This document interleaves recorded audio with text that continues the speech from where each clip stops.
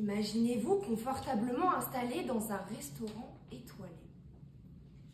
Devant vous, une assiette exquise, une promesse de plaisir gustatif.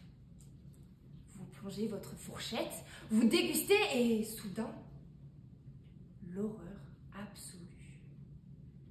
Un cheveu, un parasite dans ce qui devait être un instant parfait.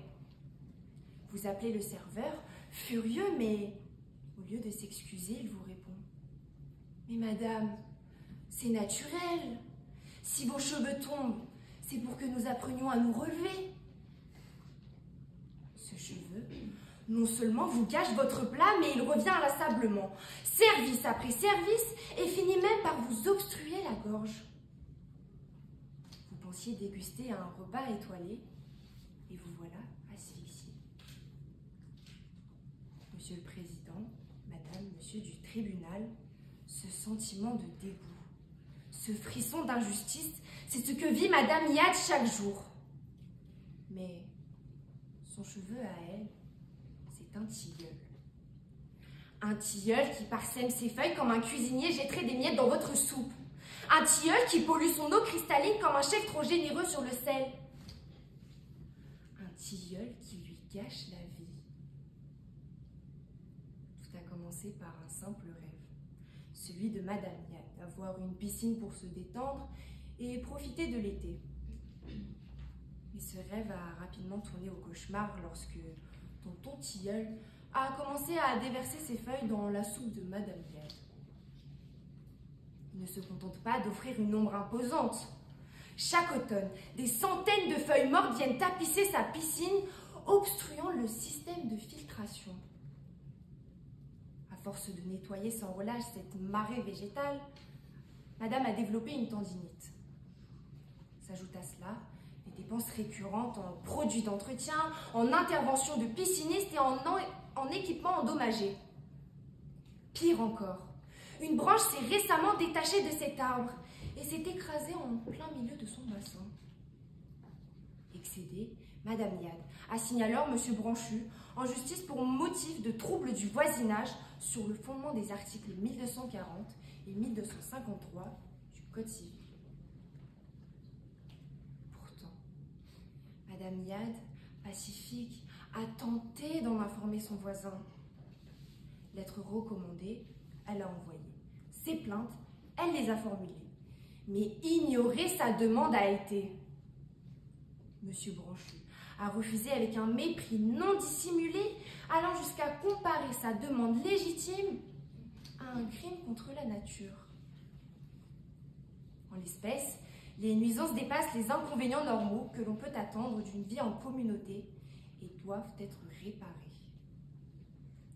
Dès lors, l'article 1240 du Code civil dispose que tout fait quelconque de l'homme qui cause à autrui un dommage oblige celui par la faute duquel il est arrivé à le réparer. Je ne vous l'apprends pas, cette responsabilité suppose la réunion de 3 conditions. Tout d'abord, la faute. Monsieur Branchu, en refusant de prendre les mesures nécessaires pour éviter la propagation des nuisances causées par son arbre, commet une faute manifeste.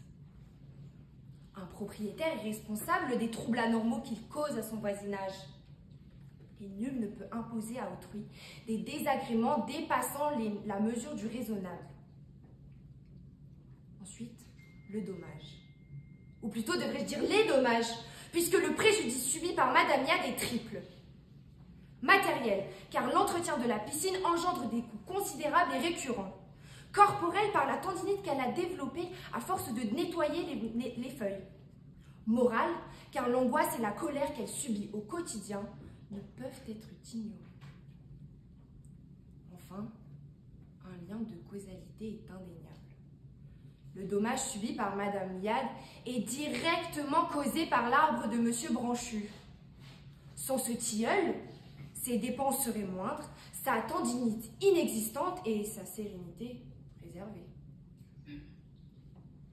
Ce tilleul n'est pas un simple désagrément passager, non.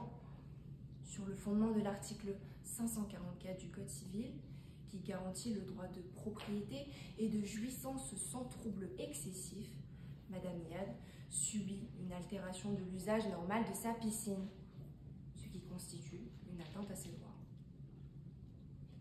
Cet arbre est un envahissement permanent, un poison lent qui transforme l'eau pure et claire en une infâme potion automnale. Avoir une piscine et devoir la nettoyer ponctuellement est tout à fait normal.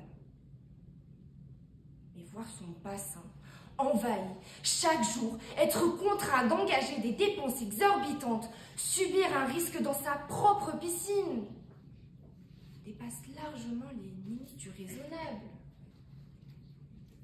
Or, l'article 1253 du Code civil pose le principe selon lequel nul ne doit causer à autrui un trouble excédant les inconvénients normaux du voisinage.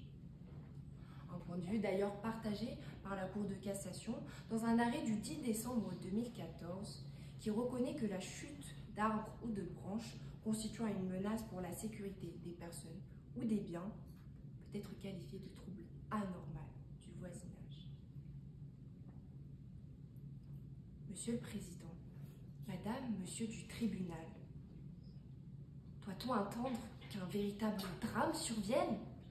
Devons-nous patienter jusqu'au jour où Madame Yad finisse noyée? Ce cauchemar en cuisine aurait pu être évité par un simple geste de bon sens. Mais au lieu de cela, Monsieur Branchu, fervent défenseur de son frère végétal, a refusé catégoriquement, arguant que couper un arbre, c'est comme couper un membre de ma famille. Oui, ma contradictrice vous le dira. Ce tilleul existait avant la construction de la maison de Madame Yad et représenterait un patrimoine affectif. Néanmoins, en droit du voisinage, ce n'est pas l'antériorité qui prévaut, mais bien le caractère anormal du trouble. Dans un arrêt du 1er mars 2023, la Cour de cassation a ordonné l'abattage d'un arbre indépendamment de l'antériorité de sa plantation par rapport à la construction de la maison voisine. Non, non, cher avocat de la défense, Madame Yad ne demande pas non plus qu'on rase la faune tropicale, mais simplement d'avoir une piscine qui ne ressemble pas à une marmite de pot-au-feu. Je vous demande alors, Monsieur le Président, Madame, Monsieur du tribunal, de reconnaître le trouble anormal du voisinage causé par le tilleul de Monsieur Branchu et d'ordonner l'arrachage de cet arbre.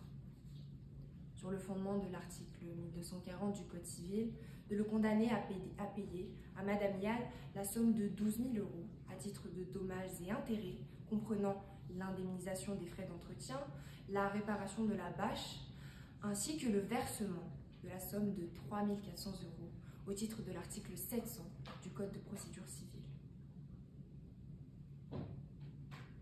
L'heure tourne, le repas touche à sa fin.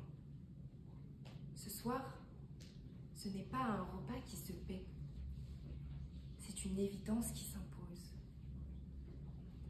On ne peut pas forcer quelqu'un